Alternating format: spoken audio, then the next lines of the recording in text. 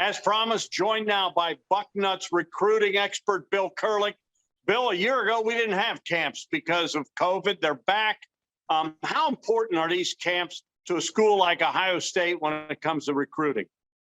Well, they're vitally important. Ohio State, they do a great job with their camps. And when they get these kids on campus, it really helps the whole process for them. The kids meet the coaches in person, not over Zoom meetings or anything like that. They get to interact, they get to work out. These basically are an audition, a job interview, if you will, for a lot of these kids. And Ohio State coaches see their talents and quite often offer scholarships and move forward with them. Give the fans an idea of the kids that Ohio State signs. How many of them at some point went through a camp at Ohio State? Well, in previous, a little bit different now because they haven't been able to camp the last almost 2 years now since kids have been able to get on campus and make visits and that type of thing. They didn't get to camp at all last season, last summer. It's a little different, but in normal situations, under normal circumstances, the kids that camp probably make up at least 50% of Ohio State's class, at least the kids that camp out, that type of thing on the Ohio State campus. Right now, 13 verbal commitments, #1 class in the country. Bill, how are they doing this?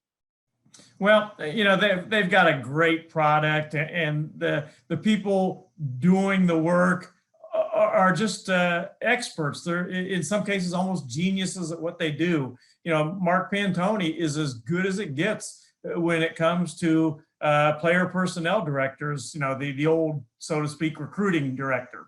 Ryan Day is a super recruiter. And then he's got a staff full of coaches that are great recruiters, and they're extremely well organized. The whole thing is done very, very well at Ohio State. And when you put it together with a great product like Ohio State football and the university itself, then you're going to be successful. Bill, you've been doing this a long time. This isn't just this year they're doing well. I mean, they are on a roll. Put it in perspective. How good is what we're seeing right now? Well, I call it the golden era of Ohio State football recruiting. Jim Tressel did a great job, and obviously that was shown on the field. He had great results.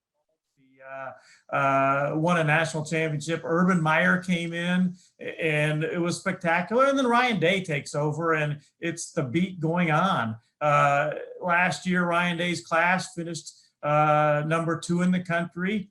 This year, his class so far is #1 in the country. So we're talking about absolutely elite back-to-back classes that Ryan Day is bringing into Ohio State. They are basically cherry-picking the country, of course, taking care of the kids here in Ohio. That still remains the #1, taking care of the Buckeye State, correct?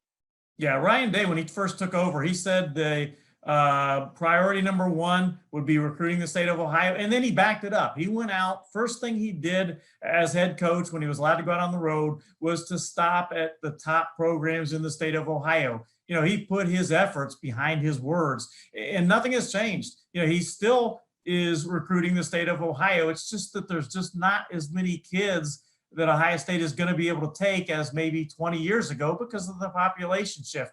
If you want to beat the Alabama and Clemson's, Ohio is great for high school football, no doubt about it, one of the top 5 states in the country, but you're going to have to also supplement. You're going to have to also recruit well out of state. You're going to have to go to Florida. You're going to have to go to Texas, which Ohio State has done a spectacular job of recruiting the state of Texas. You're going to have to go to Georgia, California.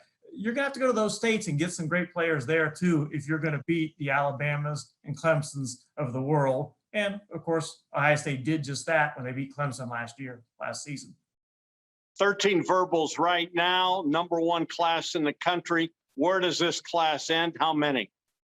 Well, I think you're going to sign at least 22 players in this recruiting class, maybe 1 or 2 more, but at least 22. And it's going to end up in the top 5 again. Will it be #1 in the country? It's hard to say right now. There's just too far to go yet. But I think have a realistic chance to be number 1 or 2. And I feel very confident in saying that it'll be in the top 5 in the country. They have the third, as you mentioned, Dom, they're number 1 in the country, and they're in line to get some additional 5-star guys and high 4-star guys to add to that class. All right, let's talk about some of those guys, beginning with Omari Abor, 5-star defensive end out of Texas. He's high on the list, isn't he? He absolutely is a priority, top of the board guy. He made his official visit to Ohio State last weekend. It went great.